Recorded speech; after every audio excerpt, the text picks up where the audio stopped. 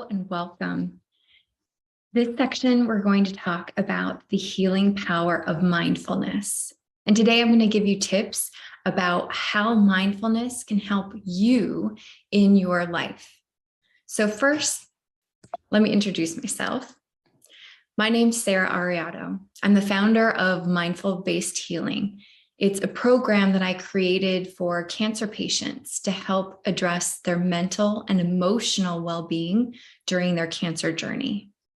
I've spent a bulk of my career in oncology, from treating patients to managing multiple cancer centers, and finally combining my passion for mindfulness with my background in healthcare to create a program that truly helps those who are needing mental and emotional support during their healthcare journey, which is all of us, right? So before we dive into how can mindfulness help during your health and healing journey, let's first discuss what is mindfulness and what's the neuroscience behind it. So mindfulness, for those of you not familiar, is being present right now and not judging it. So what does that have to do with health and healing? Well, today you're going to understand how mindfulness affects the brain, how it can influence and support the two automatic nervous systems of the brain, the parasympathetic and the sympathetic nervous systems, as well as address the four main systems of the brain and how mindfulness and meditation can affect them. I'll also give you ideas for exercises that you can do to help support each of these systems in the brain. I love to start everything with a quote to give you something to ponder. So this quote by Rumi, "These pains you feel are messengers. Listen to them." Kind of powerful. Are you listening to your body? Are you in tune when you feel healthy and well and everything's great, as well as when it's not? Do you pay attention to your side effects and how your body is reacting to various foods, movement, treatment, or medications? Today, hopefully, will give you a new perspective and help you shift to a mindfulness practice that will help support you in your health and healing. So, the science behind mindfulness. Through neuroplasticity, which is essentially the neurons that fire together in your brain wire together, they look to form a connection. So through neuroplasticity, consistent long-term meditation has been shown to change the functional connectivity within the brain, which means in simple terms that the thoughts that you think and the actions you take form connections within your brain. So if you're often looking through a lens of negativity, your brain is going to form those connections to look for negative results or negative consequences or negative situations in your life. Likewise, if you look through a lens of positivity, those neurons in your brain will form a connectivity, positivity, and opportunities that allow you to experience life through that lens. So very important to have a positive mindset and a mindfulness practice so that your brain really can function optimally and look for opportunities, look for ways to support you. So the two types of automatic nervous systems are the sympathetic nervous system, which is the fight, flight, or freeze response, and the parasympathetic nervous system, which is essentially the rest and digest response. We'll talk more about those in the upcoming sections, just to give you an overview. Also, meditation and mindfulness can enhance the four systems of the brain, which include the resilience system, so stress regulation, level-headedness, how you react to situations, the attention system, so are you easily distracted, or are you able to maintain focus and complete a task that you set out to do? The connection system, which allows you to connect with your fellow beings, to feel a sense of community, to be empathetic to others, as well as your meta-awareness system, which is the stories that you create, that your brain creates based on your experience. So first of all, let's talk about stress and the effects of stress on the body. So the body doesn't know what type of stress it's experiencing. Its job is to respond to that stress, either to fight it, to flee and get out of there, or to freeze because it's in a state of shock. So that's important because whether it's a deadline upcoming for work, whether you're stuck in traffic, or whether it's a tiger hiding behind the bush to jump out at you, the body doesn't know the difference between those stresses. It just knows it needs to respond to protect itself. And that's important because many of us day to day live in a high level state of chronic stress, which has detrimental health effects on the body. Some of the chronic stress can result in diabetes, high blood pressure, heart disease, cancer, insomnia, excessive fatigue, resulting in substance use or abuse, sadness, anger, irritability, depression. Have you experienced any of those yourself? Do you know of anyone who's experienced any of these results from chronic stress? I bet many people have. So what can we do about it? Let's first talk about the sympathetic nervous system, that fight, flight, or freeze response. The main goal of the sympathetic nervous system is to prepare your body to either get the heck out of there or fight. It increases adrenaline production, cortisol, the stress hormone. It makes you light on your feet. It floods your digestive system with acid so that if you're bit by a tiger, you don't taste very good. It increases your heart rate. It dilates your pupils. It increases your respiratory. All of this is basically so that you can either fight the stressor or run away from it really, really fast. What this can do is overload your body with excess hormones, such as epinephrine or the stress hormone cortisol. It also stimulates your heart rate, which can lead to the high blood pressure, the heart disease, the constant strain on your heart. It also restricts blood flow to the skin and doesn't support some of the other systems within the body that it doesn't deem necessary at that time. For example, digestion, reproductive systems, your immune system. It's really not important if all those systems are working optimally if you're going to get eaten by a tiger. And remember that the body doesn't know what the stress is. It just knows it needs to respond to it. And the response is the same, whether it's a project, traffic, or that tiger. So what can we do about it? Well, let's talk about the parasympathetic nervous system. The function of this system is really rest and digestion. It's the reboot for your body so that it can recover from being stressed out and having to fight or flee. And it also stores energy so that the next time you're stressed out, you have energy to get out of there to respond adequately to that stressor or to that danger. So in this case, when it's stimulated, it slows the heart rate, the respiratory rate, it stimulates digestion. It allows your body to function properly and optimally. So very important to support the parasympathetic nervous system. The three main components of it include the cranial nerve, the vagus nerve, which runs all throughout your body and communicates to the various systems, and the lumbar spinal nerves. So areas that are supported by the parasympathetic nervous system include your eyes. Your body will secrete tears to keep your eyes clean. It secretes saliva and digestive enzymes to aid in digestion and properly function with the body. Nerves in the stomach and in your trunk.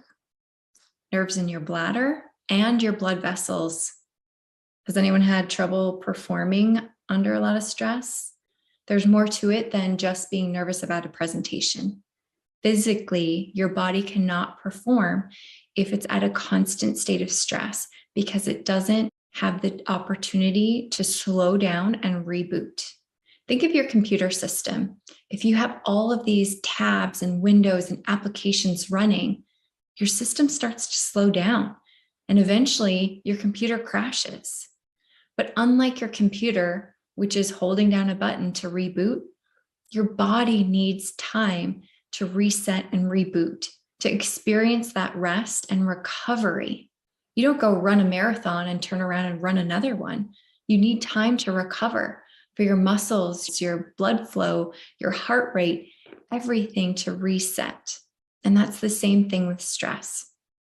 So allowing yourself the chance to recover from those stressful situations so that you are ready to be more productive and healthier throughout your day. So the sympathetic nervous system versus the parasympathetic nervous system. This diagram gives us a side-by-side view of the opposition of these two systems and how together they work in harmony to ensure that we are our best, healthiest self. So what can you do to activate the parasympathetic nervous system? It can be as easy as just light, gentle taps on your body. So there's some studies that show 2 fingers rubbing across your lips is enough to activate the nerves in your parasympathetic nervous system. You can also use gentle taps down the median of your body to activate those energetic or touch points. So in between your eyes, above your lips, your chest, and your abdomen. And what that does is allows you to stimulate your body and bring back a brain-body connection. So instead of getting lost in thought or ruminating about stories that either have or have not yet happened that you're creating, you allow yourself the mind-body connection to come out of the rumination, to be in the present, and to stimulate, what am I thinking? Bring awareness to your thoughts, your actions, your emotions, and then choose if they're supportive or not. So it's allowing you to take back control instead of be controlled by thoughts and emotions. And at the same time, supporting your mind-body connection. On to the resilience system. This is the system that allows for stress recovery and not being controlled by strong emotions. Do you know anyone who has a very short fuse? Something little seems to happen and they blow up. That means they don't have a very strong, resilient system. And it's not their fault. It's just like going to the gym. You don't go to the gym one time and suddenly have 6-pack abs. You need to continuously work those muscles, to train those muscles. Likewise, training the brain and the various systems within the body allows you to function more optimally. It allows you to strengthen your resilient system, not be so easily triggered or reactive to a situation, but rather more proactive in lowering stress, anxiety. It actually lowers inflammation within the body because, again, your body's not under that constant state of stress. You have a higher baseline of level-headedness compared to the average person, and your composure in the time of crisis is greater. Do you know those people who seem to have it together and stay calm during a crisis situation? Don't you want them on your side? That's having a strong, resilient system. So what can you do to help support your strong, resilient system? There's an exercise called box breathing. In fact, the Navy SEALs use this technique to help combat reactivity in high stress situations. So the box breathing is matching the counts of the inhale, a pause, an exhale, and a pause. I'm going to use the example of a count of 4. If you'd like to join with me, inhaling for a count of 4. So inhale, 2, 3, 4. Pause. 2, 3, 4. Exhale. 2, 3, 4. Pause. 2, 3, 4. And you can continue this on for a minute, 5 minutes, however long you like. What this does is allows your body to be aware and take control of the breath. That pause for the count of 4 after each inhale and exhale allows your body to slow down and not be so reactive. Because of that pause, it allows the mind-body connection to grow stronger and for the neurons to communicate versus be reactive. So it allows your brain, it allows your body to tell your brain what it needs versus your brain tell your body what it needs to do. Okay. Next system is the attention system. And this is the system that allows you to focus or get easily distracted. Strengthening this system increases deeper concentration, a longer attention span, and accuracy to detail. So if you want to be more productive and efficient at work, having attention to detail, not having to redo something, this is the system. So the attention system can be supported by a focused awareness of breath. Again, mindfulness is all about coming to the present. So working the various parts of your brain to train them to not be easily distracted, to train them to be able to pay attention and to recall details more easily. So the focused awareness of breath is as follows. You can allow your eyes to close or your gaze to soften. And just notice your breath as it is, free-flowing, no need to control.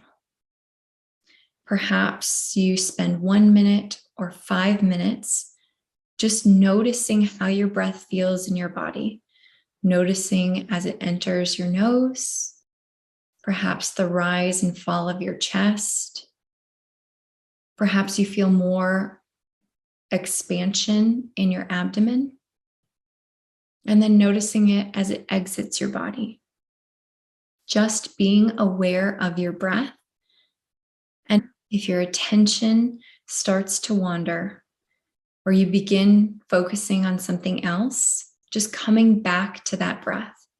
Again, it's just training this attention system to be able to focus on something for longer and longer periods of time, to be less easily distracted by thoughts, external noises, external factors. Okay, great job. When you're ready, you can again open your eyes. The connection system. So this system allows you to form emotional connections, see the perspective of other people. It's called Tend and Befriend. And basically, it's allowing you to have that sense of community and find commonalities with other people. So strengthening this system allows the ability to be more in tune with people. Again, supports a stronger immune system. It increases resiliency to stress, increases empathy. Those with a strong connection system tend to report more happiness, contentment, and joy in their lives. And it reduces unconscious bias. This is an important system worldwide. Befriending people versus finding an enemy in people. Connection system really is not only good for individuals, but the greater good, the collaborative good. So activating the connection system is through something called cultivating compassion. Again, allowing your eyes to close or your gaze to soften if you wish. A great practice for this is thinking of another person that you care about, that you want to connect with, and inviting feelings of goodwill, maybe hope, joy, positive energy. Perhaps repeating in your head or softly out loud phrases like, may you be safe. May you be healthy and strong. May you live a life of ease. May you be kind to yourself. Again, repeating whatever feels good and supportive to you that you want to send to someone that you love and care about. It's also good to do this practice for yourself and increase your connection and self-love. How do you treat others? How do you allow yourself to be treated? So the connection system is an important system for this. Finally, the meta-awareness system. So this is the system where your mind weaves experiences. It creates a story based on what you've experienced and what your thoughts are telling you. So again, if you're controlled by your thoughts or you experience life through that negative lens, that neuroplasticity, those neurons are going to look for ways to prove you right. And it's not going to be as positive as if you are aware and you're not controlled by those stories, rather you notice and take back control. Then you'll have a more clearer outlook and perception of life. So strengthening this system allows you to be more present in the moment, have the ability to detach from an outcome or your story, detach from trying to be right, the ability to see your own patterns and behaviors, the ability to choose, is this supporting you? Or can you make a small shift, a small tweak, a small pattern disruptor to ensure that your actions, thoughts, and behaviors really are supporting you and your goals? You have less mind wandering and rumination. And a Harvard study published in 2010 suggested that 47% of our lives are spent being lost in thought. 47%, where we're not present and we're not really enjoying or experiencing life. So taking back control and not being on autopilot, not being lost in thought for half of your life, but rather enjoying the moments, being aware, and having the choice of how to spend your time. It also allows you to be less impulsive and less reactive in situations. Systems within your brain really are tied together and supported by a mindfulness or meditation practice. So to activate the meta-awareness system, again, notice your breath as it is. Notice when your attention wanders.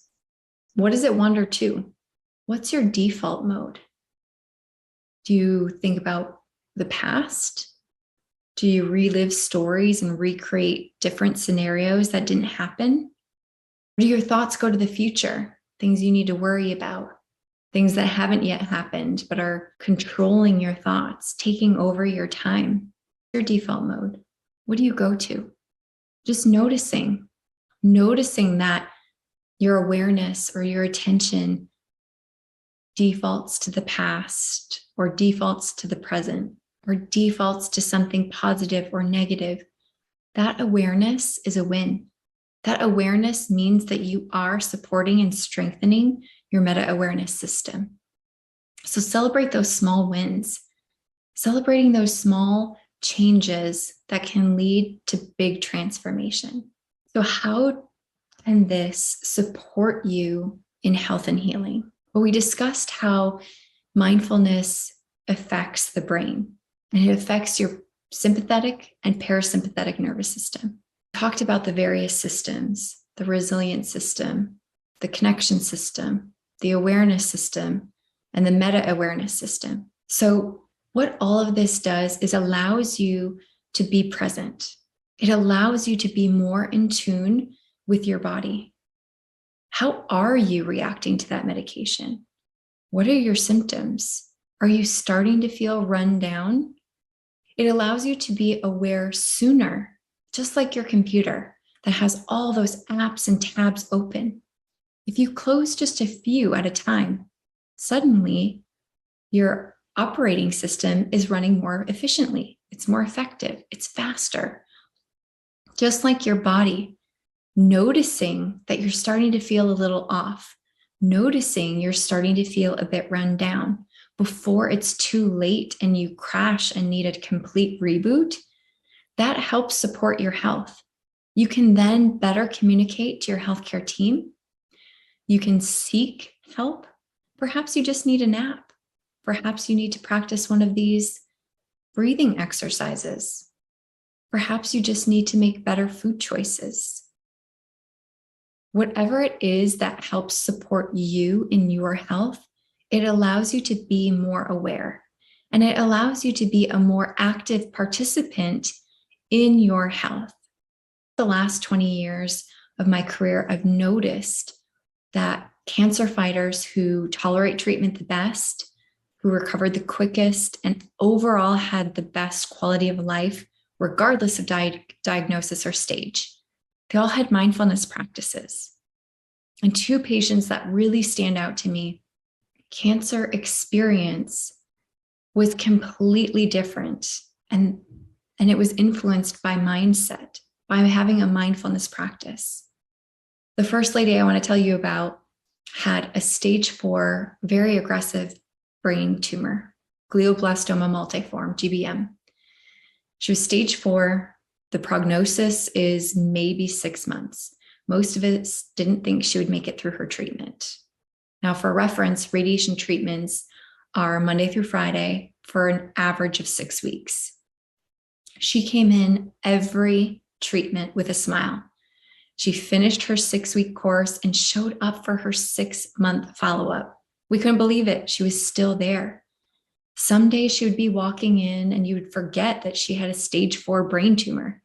And some days she could barely get out of bed, and her husband would have to carry her in the door and push her in a wheelchair to get the treatment. And I asked her, "How are you doing? How are you coming every day with a smile on your face?" And her words were powerful. There's always something to be grateful for. At the same time that I was treating the first lady, I was treating a second lady who had in situ, which is essentially stage 0 breast cancer. If you're going to get cancer, it's the best you can get. You're essentially in remission. But the doctors knew that she was anxious, and they wanted to make sure that she had the best chance of survival since she was fairly young. So they prescribed radiation to ensure they got all of the cancer cells out of her body with the tumor resection, with removing the tumor. Again, radiation is Monday through Friday for about 6 weeks. During the first 4 weeks of her treatment, she was admitted to the ER 6 times. Now, she's essentially in remission. She has stage 0 cancer. It's essentially gone. She's admitted to the emergency room 6 times. She's put on double the dose of the typical anti-anxiety medication, and she doesn't complete her treatments. She stops at week 4 because she is so anxious, worried, depressed, stressed out, and can barely get out of bed. Her body was fine. Her body was in remission and ready to recover. But her mind, the ruminating stories, the hijack of worrying about the what ifs, the mental and emotional strain that this diagnosis and experience had on her also affected her physical body. And because of that chronic level of stress, the body was not able to support the parasympathetic nervous system. It was not able to rest and recover. It was constantly worried and in that state of stress, which was affecting her immune system. It was affecting her blood pressure. It was affecting her anxiety, her sleep, her overall health. So again, taking the opportunity to learn more, be present, and support your systems really does allow you to be your best and healthiest self. Now, questions that I often get are, do I have to do this every day? Do I have to sit and try to be mindful or meditate for 45 minutes a day? I can't do that. I don't have time. And you don't. Start small. Start with something that is manageable. Perhaps it's 1 minute of box breathing. Perhaps it's 1 minute of cultivating compassion towards someone, even yourself. Perhaps it's just noticing how you feel for 1 minute a day. Start small and manageable so that you can be consistent. Consistency is really the key to supporting your mental, emotional, and physical well-being. Okay, if anyone has any questions, now is a great time to ask. Question, am I doing this right? How do I know that I'm doing mindfulness or meditation correctly so that I can benefit, receive the health and healing benefits? So the great news is there's no right or wrong way to do it. The right way to do it is to do it. And the more you do it and the more consistent you are in what feels good and supportive to you, the more you're going to continue on, and the benefits are going to compound. So you'll see more and more benefits. It will get easier and easier. Another question I often get is, what is the difference between meditation and mindfulness? Are they the same? And they are not the same. I won't go into all of the details, but mindfulness is being present. So being aware of the right now, allowing yourself to feel what you're feeling, to experience it so that you can release and heal and move forward, right? So not being controlled by those thoughts, actions, patterns, emotions, but rather notice, release, and proceed. Meditation is a deeper state of consciousness. So it takes a bit more information than what I provided you on here, but it allows you deeper healing from past illness, stress, trauma. It allows your body a deeper state of rest than even sleep provides. And so it really allows your body to detox from those past emotions that have been stored in your body. So that's really quick what the difference between mindfulness and meditation is. Again, there's no right or wrong way to do it. If you try something that doesn't land with you, try something else. It's not a big deal. You can always, if you find something that works for you, you'll be consistent. If you're forcing yourself to do something, you're not going to be consistent, and it's probably going to cause you more stress, which is not the point. The whole point is to release the stress from your body so that you can heal and be your best. So those are two very important questions that I often get asked. Another question that people often wonder is, how long do I need to do this for? And in terms of time frame, again, start with 1 or 5 minutes a day, whatever you're going to be consistent with. And maybe you do it multiple times a day. Maybe you can only fit in 1 to 5 minutes, but you do it 2 or 3 times throughout the day. That's okay. In terms of how long to do it, the rest of your life. So again, pick something that's manageable, that you are able to do consistently, 1 to 5 minutes for the rest of your life.